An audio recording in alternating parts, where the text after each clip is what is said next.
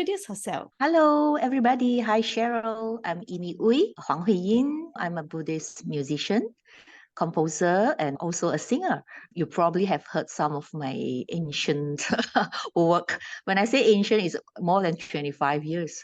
Like the Wow. Chant of Metta, the Heart Sutra, the Prajnaparamita, and the Om Mani Padme Hum, to name a few. I would like to say good evening to everyone. Hope I'm sending metta from Kuala Lumpur to all around the world.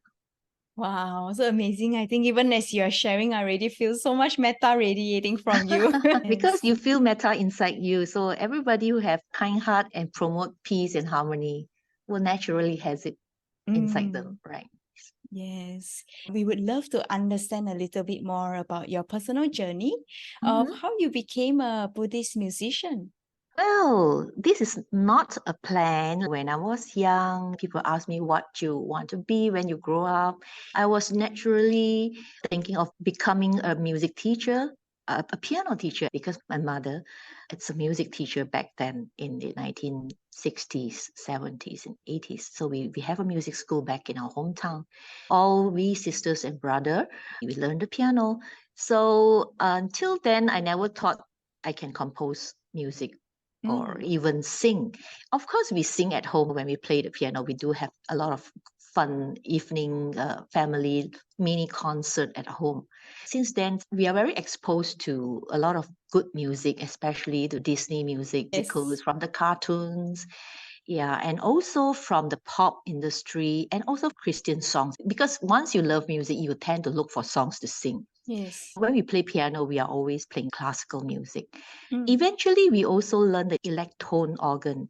The Yamaha electone was very, very popular back then. That's Is where it you the can. double tier one? Oh, yes. You have a rhythm box, then you can have flute, you have strings. Besides piano, you are also able to use other instruments. And then you can make your cymbal arrangement. It's a one-man band. Such an enjoyable for kids and teenagers like us back then in the 70s and 80s. So back to the question, I stumbled upon writing Buddhist Sutra. Actually, the first piece was the Sanskrit Heart Sutra, the Prajnaparamita, given to me by a director. I think he was very into Buddhist studies in Sanskrit. And he also noticed that there are a lot of good Christian music, gospel music, but there isn't many Buddhist music that can sing or play in the house as background music. Most of our Buddhist music then was more for rituals or for ceremonies, so maybe more traditional. So then I was very happy when I saw the Sanskrit. I have never even learned Sanskrit, but it's not very difficult for us Malaysian or even Singaporean. So we picked up Sanskrit very easily from, of course, a good teacher. And naturally, when I know how to pronounce all of them, I find that it is very challenging for me to compose a song. Since then, I was just a teacher, but I always aspired to be a composer. So I thought, wow, to be able to put musical notes, phrases, melody into such a long, foreign, ancient, sacred text, it is such an honor. So I did that. Then I sang as well. Instead of looking for a singer, I sang myself. And then it turned out quite good. The result was very, very pleasing to a lot of people's ears. This was one of my very first Dhamma music. Even those days before the internet was very widely used, it went all the way to China and even to Europe and in so many places. I think this is the strength of the Sanghas and also the Buddhist disciples, laymen and laywomen. Once they get hold of a nice Heart Sutra version, they want to spread it and share it. This is like the nature of us Buddhist brothers and sisters. After that, one after another, the Chant of Metta, then the Heart Sutra in Mandarin, then Om Mani Padme Hum, all the mantras that you can think of from the main Bodhisattva and the three Buddhas, Medicine Buddha, Amitofo. Everything just came. And from three lineages also, I get a lot of requests. So this is my journey, and it's like no turning back until today, since 1998, I think. And along that journey, I also got the opportunity to write for three very big scale musical, Siddhartha, and then that Master Hong Yi, Above Full Moon, and also Princess Wencheng. This is all Buddhist history story where I could present my dedication in musical notes. And this is my journey. until Thank you now. so much for sharing. And I'm also very, very curious. It never occurred in my mind that there is this deep philosophy or deep wisdom that is so practical to our daily life and even so useful for us to deal with all the negativities and emotions, love and hatred, everything. We could find the answer to ease ourselves from all these pains and suffering from this religion. So it changed my perspective of a religion right away after I wrote the music. When the music is popular, then you tend to meet a lot of Buddhist practitioner. Then you meet a lot of monks and nuns. You open up to compassion, mindfulness, giving, and patience. You name it. All the good things in this one horizon that you always bump into these people. That's where you can learn and ask your question in life. Yeah. Was there a particular time in your life where you felt the Buddhist teachings really helped you tremendously? If you want to mention one, it's probably what have just happened this year. My parents, my mom and my dad, they passed away simultaneously within 3 weeks. First, my father caught COVID and then he went to the hospital and he came back and he never recovered because all his energy and his body has already been exhausted by the attack of his lungs and even his brain. So he passed on, and then my mom followed on 3 weeks later. My mom was sick with cancer, but she was still well. But I think because of this sadness of my father, and it just suddenly speed up everything. She also felt that her meaning of life is different now. And also because she practices Buddhism, she felt like she's not afraid of releasing her body's pain. She was in pain because she was on the last stage of cancer. And she refuses to go into any other treatment because she thinks that she's already very old and there's no point of exhausting everybody's energy. But of course, she went to a little treatment to make herself feel easier. Like when her lungs is filled with water, she has to drain it out. Those procedures that she got to do to make sure that she breathes properly. But I think she made up her mind. So what I saw in my mother's bravery and her decision to let go just like that and let her body take its own course, it was like a big awakening to me. Like, I'm going to tell my mom how we're going to miss her and ask her to hang on and things like that. There was this part that I think, well, I'm going to be very selfish, or I should just let my mom go and maybe there's another place. So I should release her as my mom. Now she probably want to be reborn as another being in another better place. She's becoming an individual all over again. Our yuan fen, our affinity as mother and daughter will come to an end very soon. The first 5 months of this 2023, where everything was very intensive, you can be very calm and poised in managing the thing, but deep inside you, when the night sinks in and everybody is asleep, if you feel like your mom and dad is walking towards the end of their life, there's always this pain. You have to come to an acceptance that this is it, time is up. And what helped you through those moments of pain and perhaps loneliness as well? Not so much loneliness because we were very busy then because we all stayed in one same place. So no loneliness. The sense of responsibility takes over. It's like being the elders in the home. Not only you got to make sure everything is in place, you feel that sometimes we let other people suffer, or we sort of take it for granted that people will do it or people can just figure it out. But when all the responsibility comes upon you, then you will notice that even these little things, a cup of tea in time or a little care just at the right moment is so important. So I think the sense of responsibility took over my whole head and body. I don't feel anything. There wasn't any pain except when I want to sleep, and then there will be this split second when the reality sinks in. But other than that, it's like you are just living in a moment. You take care of everything minute by minute, hour by hour. You have to sort it out. You become so selfless. I realize that I don't think of myself, whether I'm tired or I'm busy or I have not eaten or I have not bathed. All these things, when it falls in place, it is there. If it is not there, there's always other things that is more important. Yeah. Yeah. I recently watched a movie about people, the last moments of their death and their loved ones just being around them. And there was this quote that really stuck to me. And it was saying that because our parents, they have a body, they have to pass away, but love doesn't have a body. So love will always continue to live on, even though the parents, the physical form has gone away.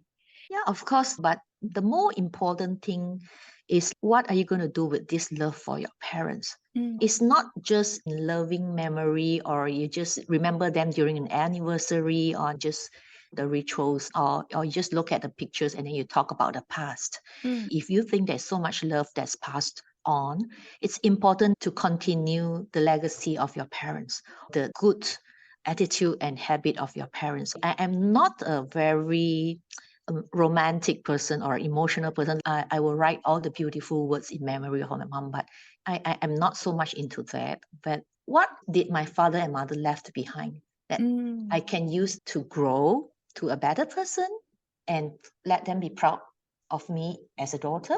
And also what I can do for them to the society. Recently, I posted about an article I wrote in remembrance of my parents. And I was thinking, what can I give with this story besides my words? I also shot a lot of my mom's paintings, about 8 to 10 of it, and I posted it together. I say, this is what my mom's painted for us and for a lot of my fans too. Now I'm putting it on Facebook. Whoever wants to download it, they can use it. So whenever I remember my parents, I will remember their virtues rather than the love lives on. I think the love don't have to be mentioned. In fact, sometimes I think I don't want to be so attached and keep thinking of the love. The love has to be spread out and shared by many other people. So I want to think, what did my father left behind? These virtues, it could be like a physical thing, like my mom, she left a lot of paintings. She left a lot of nice cooking recipes. She cooked so well. I think that I want to cook it every Chinese New Year for our family. These are like simple things that you need to put it into action rather than all the text and stickers and just words. Yeah, in a way, it's very tangible, right? Tangible, and people could use it or even taste it and touch it. Yeah. Amazing. Yeah, that's the way I want to express it. Yeah. Thanks for the free flow conversation. We go into a lot of these beautiful perspectives, exploring our loved ones and all the virtues that they leave behind that we can bring forward and express out to the world as well. Moving back to maybe some of the questions related to your journey as a musician. I think you have been a musician for about 26 years. Yes, as a Buddhist musician. Yeah, Buddhist musician. But before that, in fact, since 18 years old, I was already teaching and writing some simple songs. I started very early. When I was 18, I have this batch of 5 to 6 students. They were like about 5 years younger than me. Now they already have families and they're all doing very well in music too. So they're all over the world. We still keep in touch. Even some of my concerts, I will also ask them to help me do some arrangement. If we zoom into your career as a Buddhist musician, what were some of the challenges that you faced? Okay, many have asked me about these challenges. But if I say none, it will sound very unbelievable. But there is a reason why I say there's none, because I never plan to succeed in a certain way, or like I will never think that I have to be doing so well and I need to be famous. So it's very much living in the now. If you are only 30% good, but you do it wholeheartedly, then it is 100% result of the moment. In Mandarin, I would say 每一次都是满分的，因为我用完我的心。Like the Heart Sutra says, 心无挂碍，无挂碍故无有恐怖. There's no fear and there's no challenges, because I feel that in Buddhist text and this sacred text, there's no way you can fix the best melody to it, because these are boundless wisdom. Maybe in future there will be even more people coming to make it even better.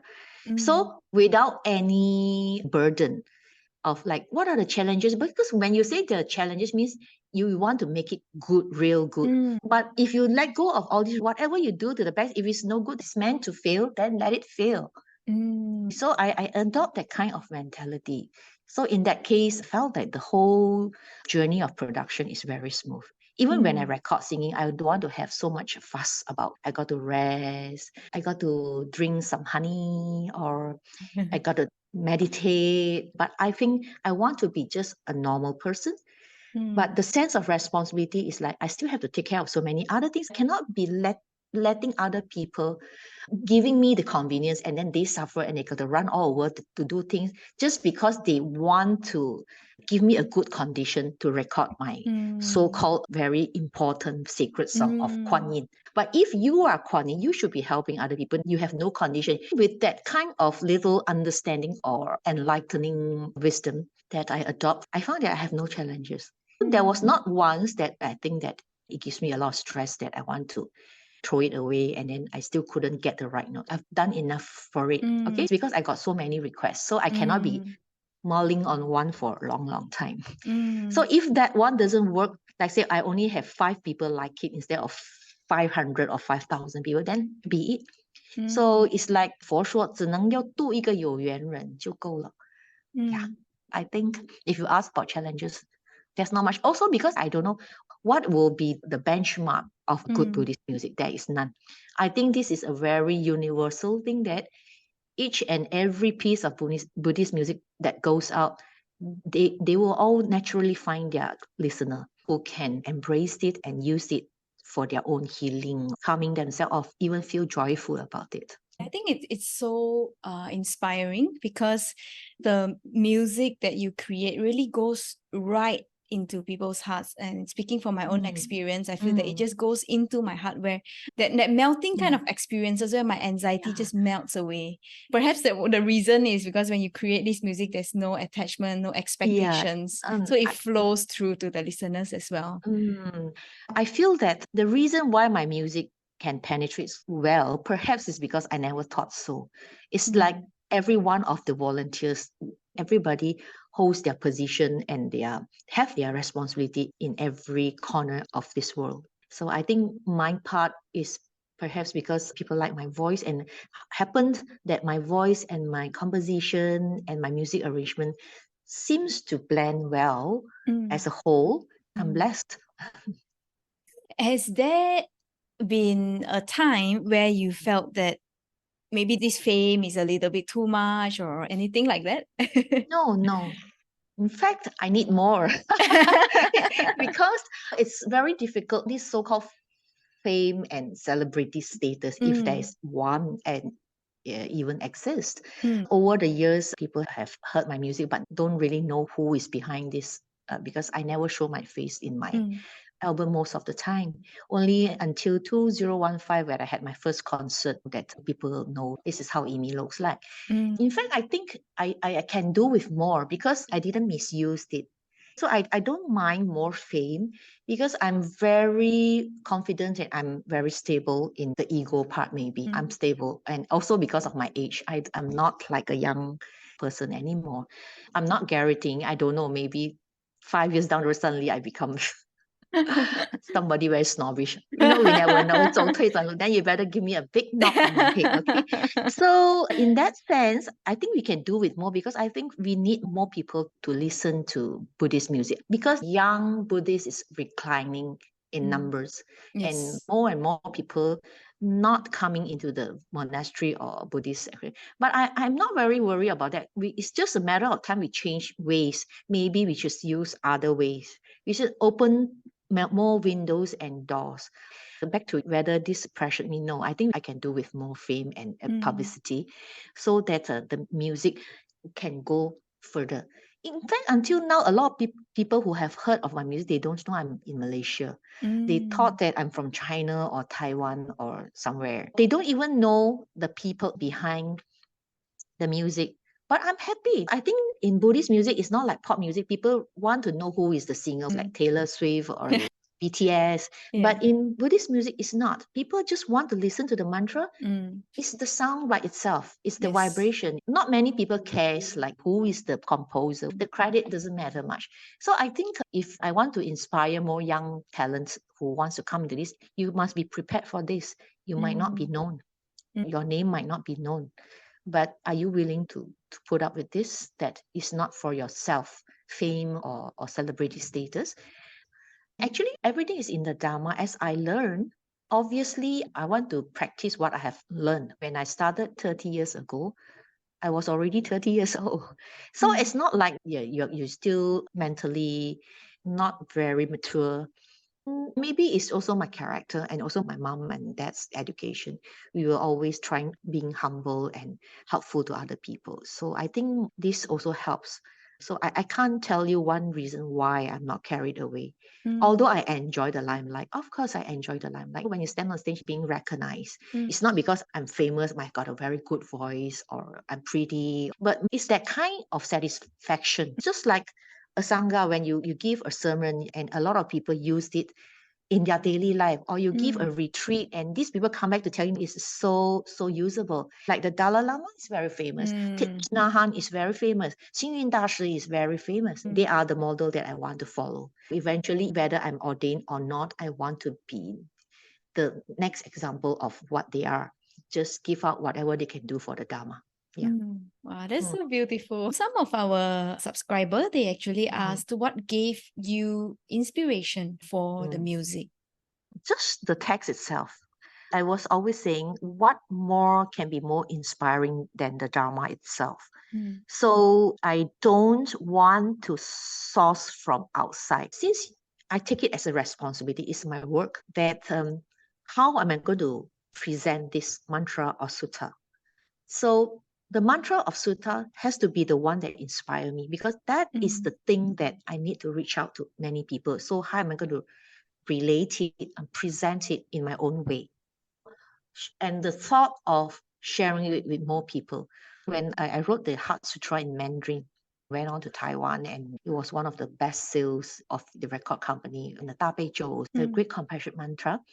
But eventually, when the famous singer Qi Yu, she was singing pop all these years, and then she wanted to sing Buddhist music. Her first album, she asked for my copyright for 2 of my songs. One of it is Xingjing. So I was very happy because she has got millions of fans over the world. And her effort of singing my Heart Sutra will reach out to more. That's why, coming back to your question here, the inspiration should base on how far it can reach out to people. The gem right in front of you that you need to deliver out. The gem in itself is already shining. Yeah, so brightly. It's right in front of you. You want to create a tool to present it. It's not like you have to find something nice in your life, some environment. Nothing is as important as just carry out this mission of yours. Yeah. So I put myself in a different position. It is quite different when you want to write a pop song and when you want to write a love song. Perhaps the thing itself, it's emotional. I say it's 梦幻泡影. Then you got to go and find somewhere that makes you even more emotional. But whatever you have, the text of the Dharma right in front of you is the truth. So the truth is just one. So there's no other way to support it other than you just have to focus and do your best. Yeah. Can you share a story that you remember of the most profound impact that your music has had on someone? Wow. Okay. Before Facebook, all the so-called sharing of experiences listening to my music, like the impact that you're talking about, has to be either from email or a letter with a stamp on it, sent all the way from Germany, from Italy, from Argentina, from China, right to my mailbox. During the 9/11, after the thing happened, I got an email from an American. He's a jazz musician, a veteran, and then he works in a church nearby the World Trade Center. The church was open up to injured people and even dead people. He told me that the church actually used one of my Buddhist music because they realized that the people who came to look for help might not be just Christians or Catholics. They can be people from all faiths. So they played one of the sutras. I think it's the Ratana Sutta. Ratana Sutta. He said he doesn't know anything about Pali. I think he went to search my music. And then he went to Chinatown and coincidentally he heard my Heart Sutra in Mandarin. He said, what is this jeti, poro jeti? It sounds very ancient to him. He then gelled what he heard in Chinatown, and this Ratana is the same person, the same voice. So he said, hey, I got to look for this lady. Who is she? He thinks that my music has some kind of, in his word, magical power that you can just absorb and got healed immediately. So yeah, he said many people actually listen to the Ratana Sutta during, I think, a mass prayer. They just play their hymns, then they play my Buddhist song. And eventually we became good friends. We share a lot. And he also practiced a lot of Dhamma things, although he's a Catholic. And he also shared with me a lot of experience being a jazz musician in America who is quite well known. Of course, he shared with me what happened in the church when they played this song too. So can you share a few? Maybe I shouldn't say this, but people who, after they learn this, probably they are free thinker, then they started to learn Buddhism. In Mandarin, it's 渡道的人, or people who have convert from Christianity to Buddhism, or they've embraced both because they think that these two religions does not really clash. They share the same universal love. So a lot of these inspiring stories, but a lot of touching story has to do with either parting of your loved ones, whether it's death or divorce. So human being is being loomed into this 爱恨情仇. It's like love, hate, relationship negativity towards someone or an incident. I hope more people will focus less on this attachment on these four elements that cause us a lot of suffering. I think one day you don't even need music. If you can get over this, you don't need anything to heal you anymore. You can self-heal because the root has been plucked away. And when the root is plucked away, the grass wouldn't grow again. Yes. At least we can just keep cleaning it, tone down this kind of attachment, make life a little bit simpler. And I think that's why the Buddhist teachings are so beautiful, because it's also helping us to uncover our highest potentials, to clean it away, to pluck it away. And hopefully one day we can really uproot it forever. Definitely. We have a cheeky question from one of the people. They were asking, what will you be doing if you were not doing music? Sleeping or eating. So you are cheeky? No, Auntie Imee will not let you be cheeky. Okay, let's be serious about this. Yeah, I always am quite proud to say that I live like a monastic life, although I'm not ordained. I don't go out, go cafe, go for a movie. Besides my concert, I don't go out at night at all. Anything that I need to go out and socialize, it has got to do with my Buddhist work. Either we have a discussion or I need to be there to attend a ceremony or whatever. But talking about ceremony, I don't even attend weddings or anniversaries or happy occasions. I only go to funerals. It's like my choice. I can enjoy anything. I can enjoy a nice birthday party too. But I feel that in my life, I need to have my selection of what I do, since I have too much to do with my Buddhist music and also some other work that is related to it, to build this music monastery that I aspire to have eventually. It don't have to be physically, that's a building. But if I have a building, like we call it a music monastery, this is where I can maybe share and teach more people. Like-minded people can come together. Maybe the Dharma work through performing arts, music, and dance will flourish even faster. I feel that now I'm close to 60 next year, and I don't know how much time do I have to achieve this. By trying to do as much as I can, then I got to sacrifice a lot of things. So I don't do anything else but eat, sleep, and do my music. Of course, concert. Just the necessary things, but I don't go out. I don't have even holiday plans to go visit a country. The only holiday I've ever went with my family was Singapore. And that is also to visit relative. I've gone to many places, but it's because of my concert or related to my Buddhist work. There was not one that is just pure holiday until today. Yeah. Wow. It just came naturally. It's not something that I planned, but I think it's like the work and the course of event that just spin off year after year and lead me to where I am today. I'm quite happy with this. Yeah. I wish you all the best with the Buddhist music monastery. Thank you. It's so cool. I've never heard of Buddhist music Don't you monastery think it's so before. cool, right? All the people there, either you sing or you dance or you're a composer or you are lyricist, or you were research in somewhere. It's so beautiful, this place where we can live together. Because I think with more people living it together every day, I think the whole process and the achievement will be by folds. On a similar note, but also not too similar, I think this is a very interesting question on the idea that people pirate Buddhist music and books on the excuse of Dhamma is free of charge. Can you share your opinions or experiences? Okay, I think there are two kinds of them. A lot of people actually don't know they are copyright, but there are also people who know that it's copyright and they pirate it. But if they pirate for the use of Dhamma, not like for monetary benefit, I think it's okay. But it is also not okay if you come to think of it, eventually no one wants to become a Buddhist musician or book writer because it doesn't give them security anymore. It's always a voluntary work. It doesn't make sense also from the modern world point of view. So how are you going to survive? Because if you can do this professionally, wholeheartedly, and just do this and nothing else, I'm sure the quality of our work can be much better. That's what the music monastery is all about. When we have so many people, we can put up good quality performances or good quality music. When there's a market, then there's a supply. That's where there will be a balance. Then we can feed these people and they can use this as their livelihood and make it their profession. It's going to be a very good thing, a very good future if we can build this up. Otherwise, now the whole mentality is just like this is only a part-time thing. How do you survive over these years? So, yeah, maybe that's the most challenging part. If you want to ask me about this, it's always financial.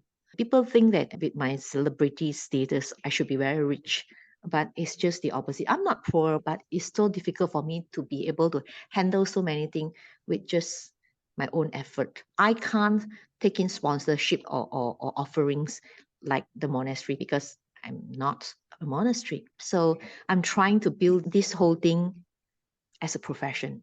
But so far, so good. I just thought it can be much better so that in the future, many people can choose this. And I think this is also a problem that's very prevalent in other aspects of the Buddhist scene as well. Even in temples, the running of it, most of it is all lejuan, right? People donate, and people who want to help is all voluntary basis as well. Then it results in a lot of attrition because fully talented ones, they have to go outside to earn a lot of money. Yes, this is one big issue that I also see. Maybe most of this so-called donation or sponsorship or whatever should focus less on the hardware, like building the tallest Buddha or the building. But if you have so much space, we have to make sure that it's fully utilized and it can generate self-sustaining work. But looks like it's not the case now. A lot of the good people will not stay. You just cannot keep these people. I mean, I wonder why. Maybe the new generation can put this into serious planning. The traditional way of doing things should still be preserved, but maybe we can have another option that we can build a Buddhist environment for more people to come. Like people who are serious in practicing and they want to learn, but they also want to contribute at the same time, they can also find a place where they can take care of their livelihood. Yeah, because after all, everyone is still lay people. We still have to take care of the four requisites on our own. You should let them feel comfortable, take care of their needs first. Give them what they need first, instead of ask them to give you what they can give as a Buddhist. Other way around. Yeah, well, I've never thought of it in that way. It's the other side. But because whenever you walk in, you say, "Oh, what can I offer?" You think of that first, right? You never say, "What can you all offer to me?" But you have to be brave to say that. If I walk into the Buddhist, hey, I can do this. Do you have anything to offer to me? But we are always asked to offer the Buddha and the triple gem first. Of course, that is something that we obviously need to do, but can that be not to new people who wants to embrace the Dharma? This is quite difficult. We can try to understand. It's nothing wrong. It's nothing wrong. Yeah. With a handful of leaves, I think it's interesting. A lot of our volunteers, they become volunteers because they feel that they have benefited a lot. They say, oh, the content reached out to me, then I want to help. So it's like you say, the opposite. They receive before they And I want to share with you some lovely notes that were Okay. given. This is from Gordon, and he says Mhm. that one of the foremost reasons that got me interested in Buddhism back then as a primary school kid 12 years ago was due to Mhm. your melodious voice. So thank you very Okay. much. Yeah. I'm happy to share. Yes, this is interesting if you ask me about the very significant impact. In fact, I'm very happy that as I travel around all these years, I met a lot of monks and nuns who told me the same thing. They became and nuns. The first influence was my music. Oh, wow. Oh yeah. Sadhu. So, but I feel ashamed. I say, oh yo, 你们都出家了，我还在这里还在这里混呢，做一个凡间的人呢。So I always make this joke, then they started laughing. They say, "Yeah, 欢迎欢迎，你什么时候要加入我们的一家人？这样子。Many of them I actually keep in touch. I also cannot say all this effort is worth it. No, because I'm not like somebody so great. As a Buddhist musician, you shouldn't say, "Oh, 我这一生值得了，我做的东西能够度这么多人." Because you should feel blessed that you should be able to participate in this sense. It humbles yourself that you are not always looking to see that whatever effort that you put in, whether it's mind or body, is worth your life or not. Your life is worth nothing if you don't hit the Dhamma. If you don't hit the Dhamma, you have wasted this whole life being born on earth, 在人间. We should also bear in mind that this is very important. Yeah, that's such a wonderful reminder because the opportunity to even be born as a human and to listen to the Dhamma is so rare. Yes. So people always ask, 我们在寻求人生的意义. What's the purpose of life? What am I here for? What is the truth of life? Who am I? I think all these questions no need to look. Because once you look means that you want to identify yourself as a person and your worth. But if you don't go out and do something, you will never know your worth. You can start from sweeping the floor.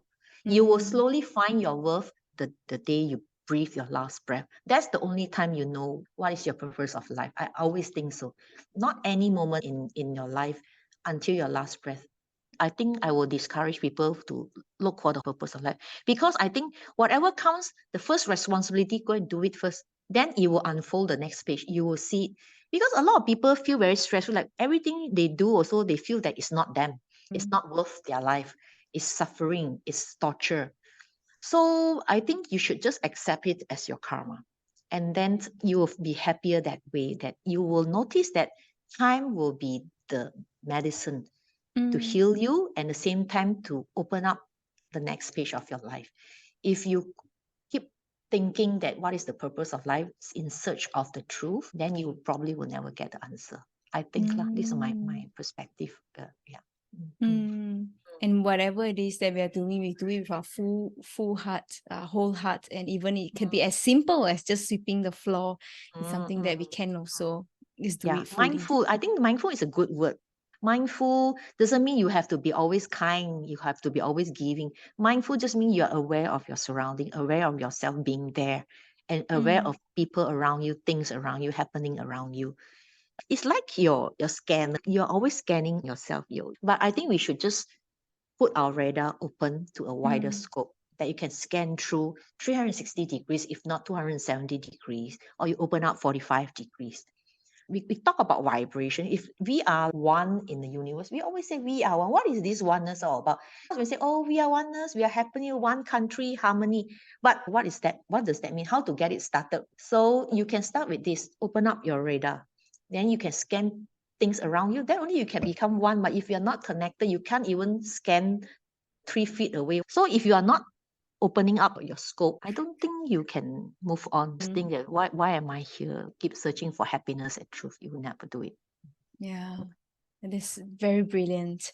And one last one, I say, dear sister Imee Ooi, your chant showed me self-love and unconditional love for all beings. Relaxing in a chair, closing my eyes and following this chant, sometimes it brings tears to my eyes, experiencing the depth and boundlessness of this goodwill.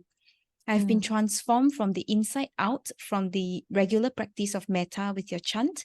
Thank you from the bottom of my heart. Sadhu to you. Thank Yeah. you very much for the sharing. I wish everybody well and safe. Those days, I always say, wish you well and happy. Recently, I think I should take away the word happy because I think it's overrated. Because if you keep on having this place to reach or to find this in search of this thing, I notice it doesn't work on a lot of people. In fact, you get more depressed because everything you look around you is not enough. Because you have to get to somewhere to be happy. Yeah, it's like I'm entitled. It's my entitlement. So how can I find my entitlement of happiness? So if you are not mindful or you have not enough wisdom or the environment is not conducive, you tend to go the other side. So I think we will say, may you be well and safe. I want to say safe because I think without this body, if you're sick, death is not so scary. I think to me, because I'm prepared for it. But sickness is like you go through a period where your body just cannot wake up to your mind.